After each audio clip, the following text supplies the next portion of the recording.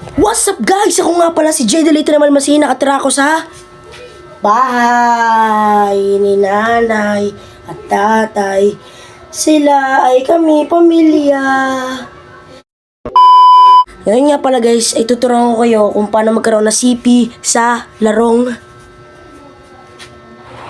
Code M. Yan, tuturuan ko kayo guys kung paano magkaroon ng CP. Madaling madali at wala kang gagawin na iba, kundi mahalin mo siya ng tama.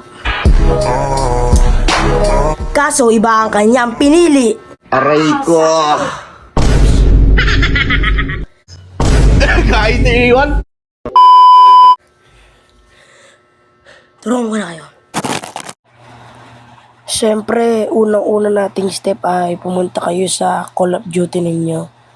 And maghintay lang kayo hanggang sa mag-download na siya. So, hintay lang tayo.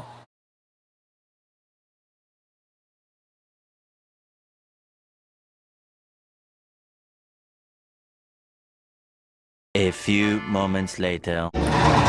So, pagkapasok nyo nga po pala sa Call of Duty ay pumunta po agad kayo sa sales.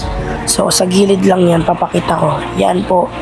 And new recruit supplies. And punditan nyo lang po yung go and get more. So, dyan, kada day, pwede ka dyan mag-view. Pwede ka makakuha ng mga tokens. Ayan, kagaya niyan, may nakuha ako kadraw. Kadraw ko sa mga walang kwenta yan. So, ayan, yung gagamitin mo pan-draw yan. Dyan sa drawer na yan, Motek. Dyan, ayan, pwede ka makakuha ng CP. Ayan, wait lang.